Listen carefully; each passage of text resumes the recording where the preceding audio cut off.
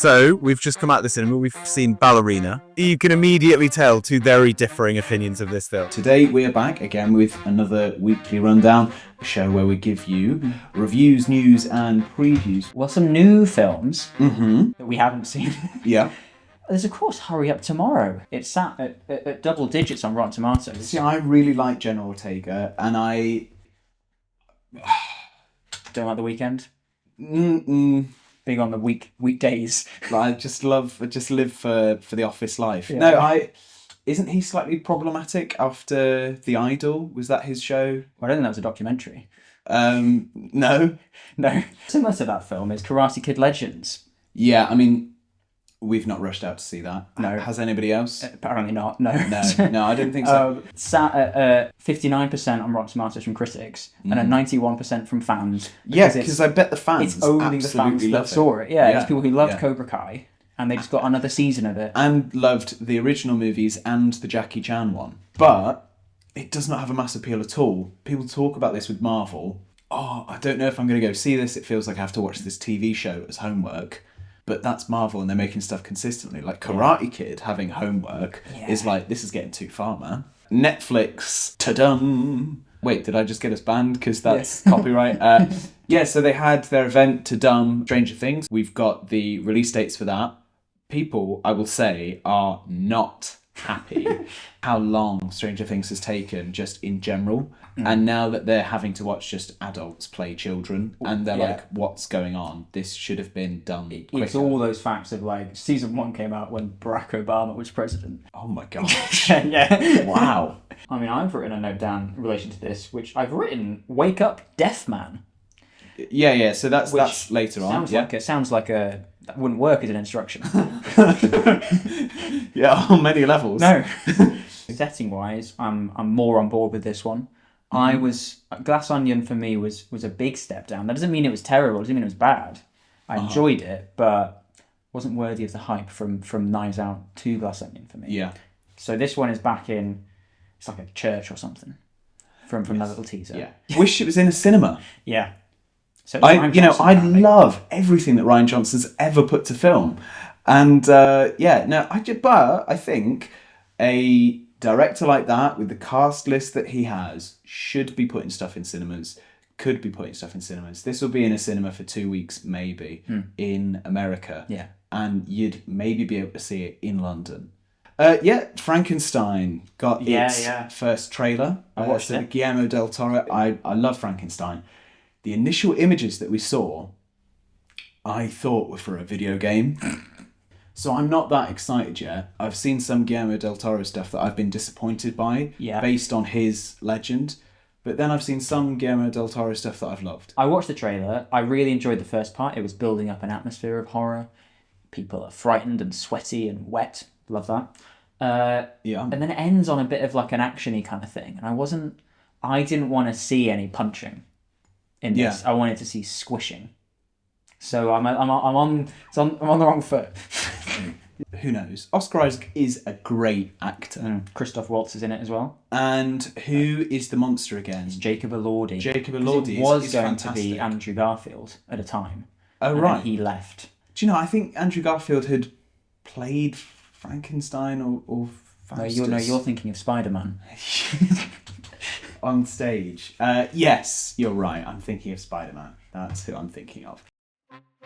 So, we've just come out of the cinema. We've found a nice place to film. We've seen Ballerina. We thought this was atmospheric. It sort of matched the scorched earth approach of this film.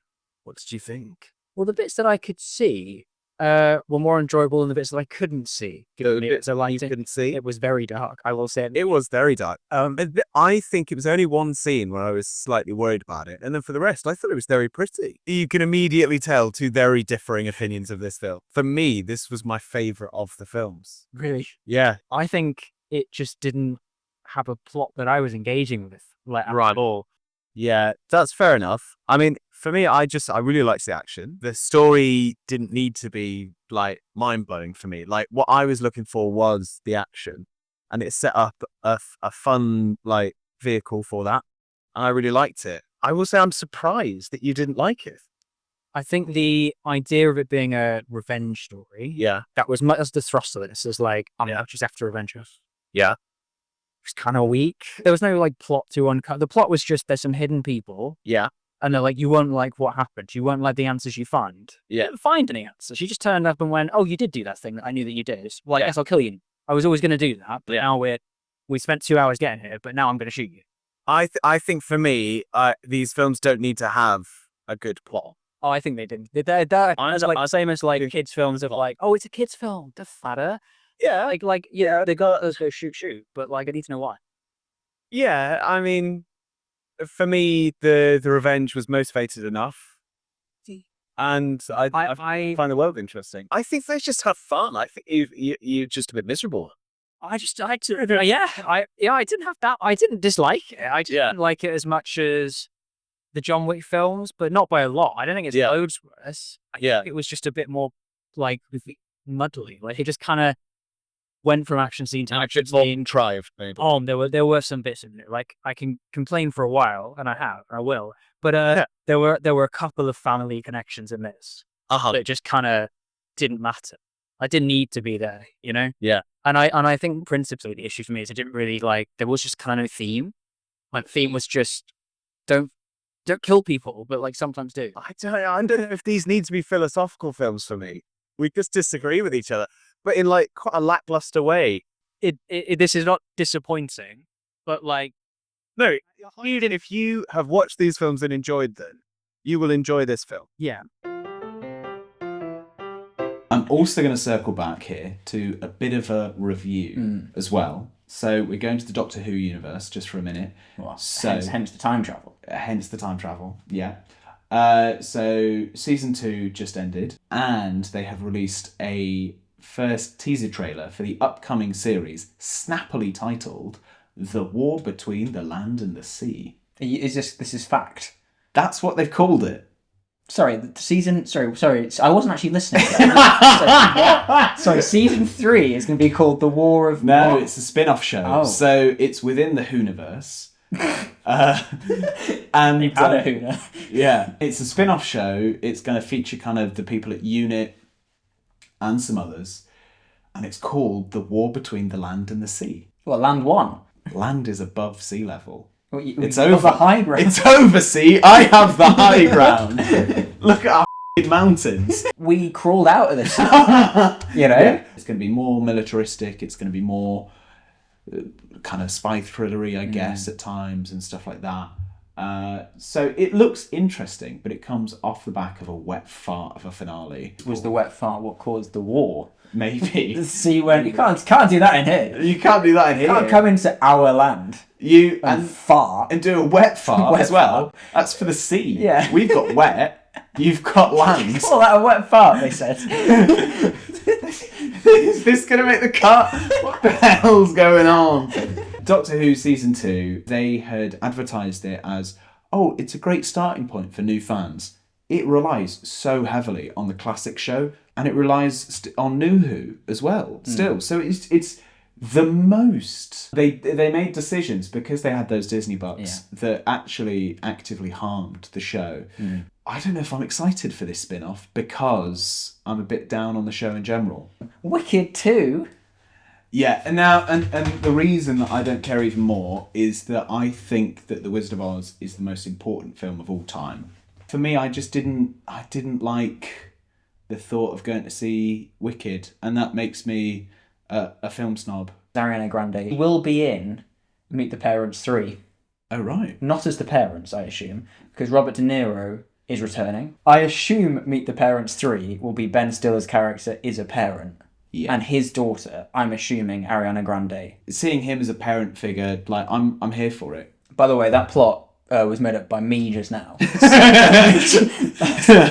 So, you know. But age-wise, it makes sense. It's got to be he's going to be a parent. I mean, he's not going to be dating someone that's Ariana Grande's child. You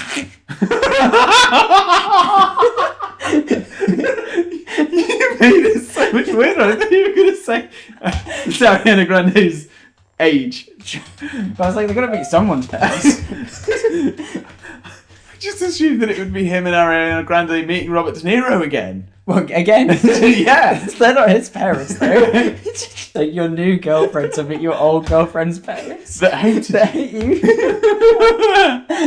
Oh. This wasn't rehearsed. This is our first take. And you look like a ghost, and I look like a spider. I'm going to white balance to my face. I'm going to white balance to your face. There's a film with Margot Robbie and Colin Farrell that got a trailer, which is The Big Beautiful World, Big Bold World, Big Bold Beautiful Journey, which is, it looks good. Looks So Margot cheesy. Robbie's returning to the right side of the camera. The right- other yeah, side. the right Not the side. right side. Not like... Get women for our... Get them out of the production. No, she's a great producer. Yeah. Barbenheimer happened in a large part down to her. My last bit of, I guess we can call it entertainment news. Am I going to be entertained? I don't know. So, the actress, Sydney Sweeney, Yeah. is selling soap, and the soap has both a manly scent and contains a small fraction of her bathwater. Does that mean that she smells like a man? Yeah. No, but surely the water didn't have soap in it. They can't be selling somebody else's soap unless they put... Someone like copyright claims the soap. That's how this gets taken off shelves. Not for public decency, because she actually used... proved she was using this soap. Oh, I hate it. Please like this video. Subscribe so you can see all of the high quality journalistic content that we're putting out on the channel here. I mean, we are doing important work. I've been Ariana. I've been Luke Carr. Thank you for watching. Goodbye.